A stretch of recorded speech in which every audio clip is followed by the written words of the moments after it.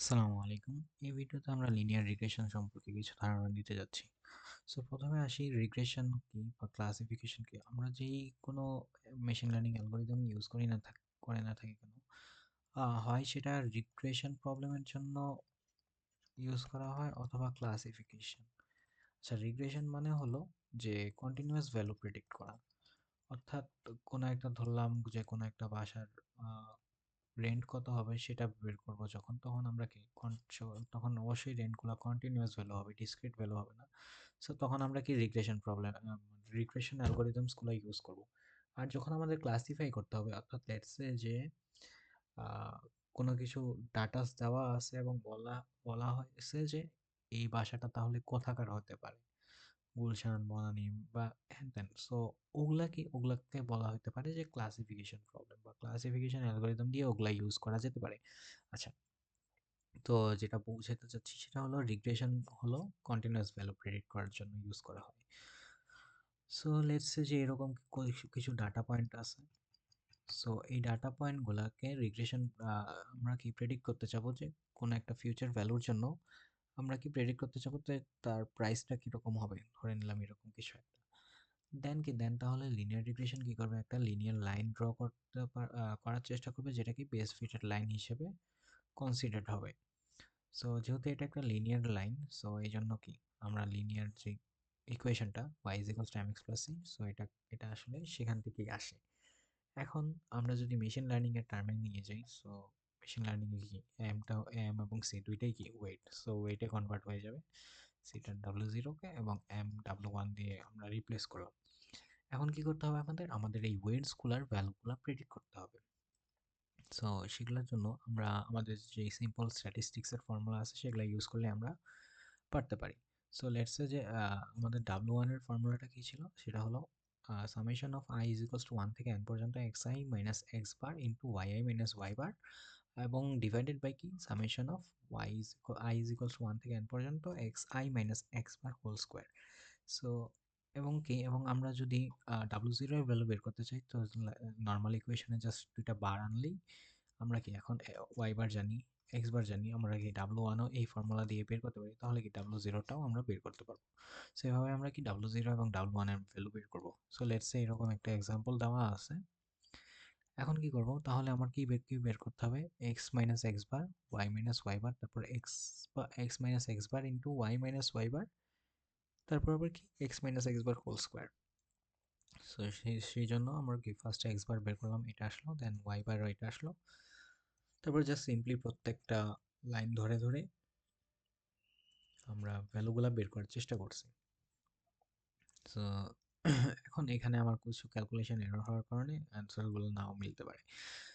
So ফার্স্টে W1 এর জন্য আমরা কি করব, যে summation of xi minus x bar into কি yi minus y bar divided by xi minus x bar whole square. So এরকম কিছু একটা আসছে। দেন আমরা জাস্ট এখান থেকে যে ভ্যালুগুলো পাবো, ভ্যালুগুলো এখানে ইকুয়েশনে বসাই দিলে আমরা পেয়ে যাব। সো ভ্যালুটা আসবে আলটিমেটলি 4.5, বাট ওই এখানকার ক্যালকুলেশন এররের কারণে 4.68 আসছে আমার। আচ্ছা, সিমিলারলি আমরা যেহেতু W1 এর ভ্যালু পাইলাম, so W0 is equals two কি বলছিলাম যে y মাইনাস W1 x, এখানে y বার এখানে x বার, আমরা এখানে W1 এর ভ্যালুটা আমরা পেলাম, দেন y বারের ভ্যালু পাইলাম, x বারের ভ্যালু পেলাম। সো W0 এর ভ্যালু আমরা পেয়ে যাবো এভাবেই, সিমিলারলি 2.91 পেয়ে যাবো। সো আমাদের ইকুয়েশনটা আসবে ফাইনালি এটা, যে y is equals two 2.91 plus 4.5x। আচ্ছা, সো এটাকে চাইলে আরেকভাবেও বের করা যায়, কোরিলেশন কোএফিসিয়েন্ট দিয়ে। এখন আসি কোরিলেশন কোএফিসিয়েন্টটা তাহলে কি সেটা হলো, লেটস সে যে আমার কিছু ডাটা পয়েন্ট আছে এরকম,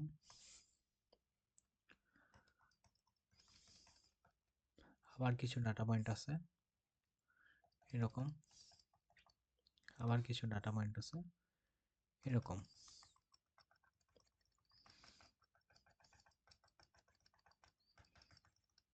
তো আমি এটা দেখে বুঝতেছি যে এটা কি, এক্স এর ভ্যালু যত বাড়বে ওয়াই এর ভ্যালু কি তত বাড়তেছে। সিমিলারলি এখানে কি, এখানে আমি বুঝতেছি যে এক্স এর ভ্যালু যত বাড়তেছে ওয়াই এর ভ্যালু তত কমতেছে, আর এখানে আমি বুঝতে পারতেছি যে এক্স এর সাথে ওয়াই এর কোনো রিলেশন নাই। সো আমি কি আমার তাহলে একটা ভ্যালু দিয়ে যদি আমি বুঝতে পারতাম, এটা তো আমি ভিজুয়ালাইজ করতে পারলাম, বাট যদি আমাদের ভিজুয়াল রিপ্রেজেন্টেশন না দিয়ে একটা যদি নিউমেরিক রিপ্রেজেন্টেশন দিতে হয়, তখন আমরা কি করব? তো সেই ক্ষেত্রে কোরিলেশন কোএফিসিয়েন্ট বা আর আমরা ইউজ করে থাকি। আর এর ভ্যালু -1 থেকে 1 পর্যন্ত হয়, এবং -1 মানে এটা অর্থাৎ কি স্ট্রংলি নেগেটিভলি কোরিলেটেড, অর্থাৎ কি, অর্থাৎ এক্স এর ভ্যালু যত বাড়বে ওয়াই এর ভ্যালু তত কমবে। আবার যদি এরকম হয় যে এক্স এর ভ্যালু বাড়লে ওয়াই এর ভ্যালুও বাড়বে, সেক্ষেত্রে কি +1 হবে। আর 0 হবে কখন? যদি এরকম কোনো কোরিলেশন না থাকে। আবার যদি আর এর ভ্যালুটা এরকম 0.5 বা 0.6 এরকম হয়, তখন আমরা কি সাইনটা দেখে আমরা বুঝতে পারবো যে কতটুকু কানেক্টেড বা কতটুকু উইক কানেকশনটা। আর মানে সরি, সাইনের ভ্যালু দেখে আমরা বুঝতে পারবো যে আসলে পজিটিভলি কানেক্টেড নাকি নেগেটিভলি, অর্থাৎ কি এক্স এর ভ্যালু বাড়লে কি ওয়াই এর ভ্যালু বাড়ে নাকি কমে। এবং যেই ভ্যালুটা পাশে যেই ভ্যালুটা থাকবে 0.5 বা 0.6 বা যাই থাকুক, ওটা দিয়ে বুঝবো যে আসলে ইম্প্যাক্টটা কতটুকু। সো আশা করি কোরিলেশন কোএফিসিয়েন্টটা বুঝাইতে পারছি। সো এটার ফর্মুলা হলো R is equals to summation of i is equals to 1 থেকে n পর্যন্ত উপরে x i minus x bar into y i minus y bar divided by root over x i minus x bar whole square, এটার summation, এবং y i minus y bar whole square, এটার summation. So অনেকটা আমাদের double জিরোর মতোই, but আমরা কি আর এর ভ্যালু দেখে আমরা আসলে বুঝতে পারবো আরো ভালোভাবে যে আসলে আমাদের কি রিগ্রেশনটা, লিনিয়ার রিগ্রেশনটা কি ইউজ করা দরকার কিনা। লেটস সে কোনো একটার মধ্যে কানেকশন না থাকলো, অর্থাৎ হলো যে আর এর ভ্যালুটা ক্লোজ টু জিরো আসলো, তার মানে কি, তার মানে কানেকশন খুবই লো, উইক। তো সেক্ষেত্রে তো আমার লিনিয়ার রিগ্রেশন ইউজ করে লাভ নাই। বাট আমি যদি ডিরেক্টলি ওইভাবে করাই, তাহলে কি, তাহলে আমি ডিরেক্ট কোনো একটা ওয়েট পাইতেছি, বায়াস পাইতেছি, দেন ওইটা দিয়েই আমরা কাজ চলে যাচ্ছি। বাট আসলে বুঝতে পারতেছি না যে এটা কি আসলে কাজ করবে কিনা, কারণ কি হয়তো ডাটাগুলো কোরিলেটেড নাই হতে পারে। সো যাই হোক, এই জন্য আমরা অনেক সময় কি আর এর ভ্যালু দিয়েও আমরা চাইলে এই W0 এবং W1 এর ভ্যালু বের করতে পারি। বাট সেক্ষেত্রে কি, সেক্ষেত্রে আমাদের ওয়াই এবং এক্স এর স্ট্যান্ডার্ড ডেভিয়েশনগুলোও বের করতে হবে। সো এস ওয়াই বা ওয়াই এর standard deviation is equals to y i minus y bar whole square এর সামেশন ডিভাইডেড বাই কি 1/n, এর রুট ওভারের ভিতর থাকবে। সিমিলারলি এক্স এর জন্য কি এটা থাকবে। সো এখন কি W1 ইজ ইকুয়ালস টু, তাহলে কি হবে, R into S Y by S X. So কোনটা কি, আশা করি সব বুঝাইতে পারলাম। দেন হলো আমরা যদি এখানে সিমিলারলি আগের ডাটা সেট থেকেই যদি বের করি, সো এখানে সব কিছু বের করা আছে, ওইখান থেকে যদি আর এর ভ্যালু বের করি তাহলে আসবে 0.99, এবং কি W1 এর কিছু ভ্যালু, W1 এর ভ্যালু আগে যেটা আসছে এখনো অবশ্যই সেটাই আসবে, বাট আমার ক্যালকুলেশন এররের কারণে সে এখানেটা যদি ক্যালকুলেটারে বসে তাহলে ভুল অ্যান্সার আসবে। সো যাই হোক, তাহলে অ্যান্সার কি আসলো 4.5 এবং 2.91। আচ্ছা, সো আশা করি লিনিয়ার রিগ্রেশন বুঝতে পারলাম। বাট এখন আমাদের কথা কি, আমাদের রিয়েল লাইফে আমাদের ফিচার্স তো কখনো একটা থাকে না, ফিচার্স থাকে আমাদের অনেক বেশি, অর্থাৎ 10টা থেকে 15-20টাও হতে পারে।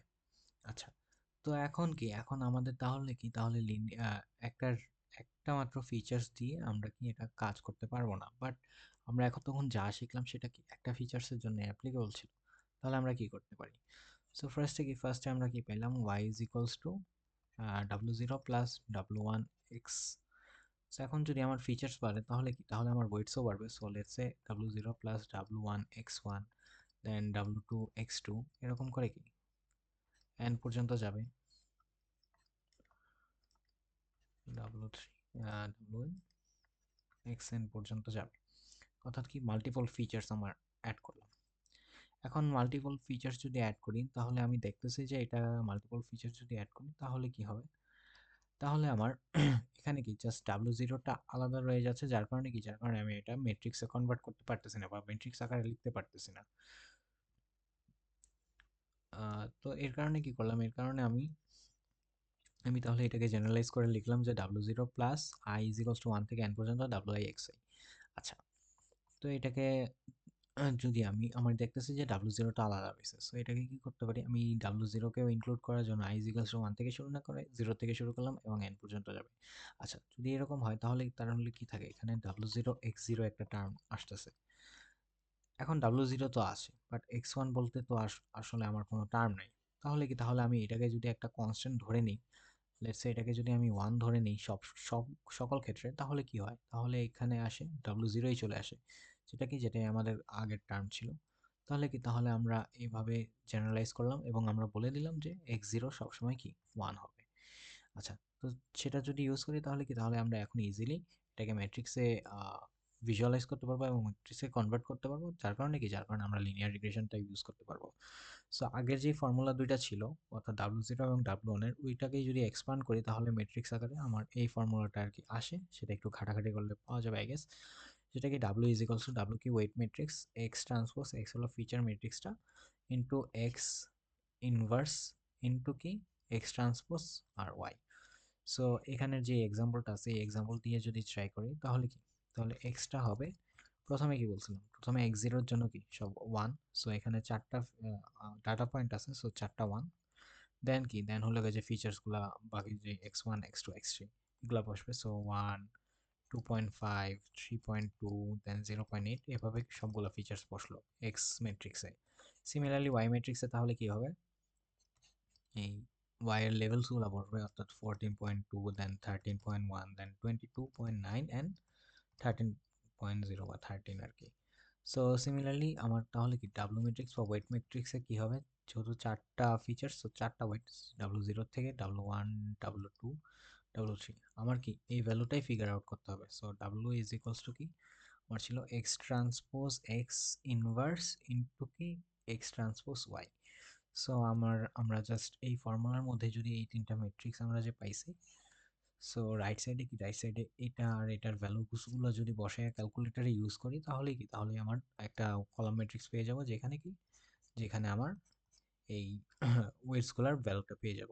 আচ্ছা, এখন আগে যেটা পড়লাম অর্থাৎ একটা যেখানে ফিচার্স ছিল সেটাকে বলা হতো সিম্পল লিনিয়ার রিগ্রেশন, এবং এটাকে বলা হচ্ছে মাল্টিপল লিনিয়ার রিগ্রেশন, কারণ কি এখানে আমার মাল্টিপল ফিচার্স আছে, মোর দ্যান ওয়ান। আচ্ছা, আরেকটা হতে পারে যে লেটস সে আমার হাউসের প্রাইসের সাথে আমার কি, আমার হলো আরেকটা প্রেডিকশন আছে বা আরেকটা লেভেল আছে, সেটা কি হাউসের এরিয়া।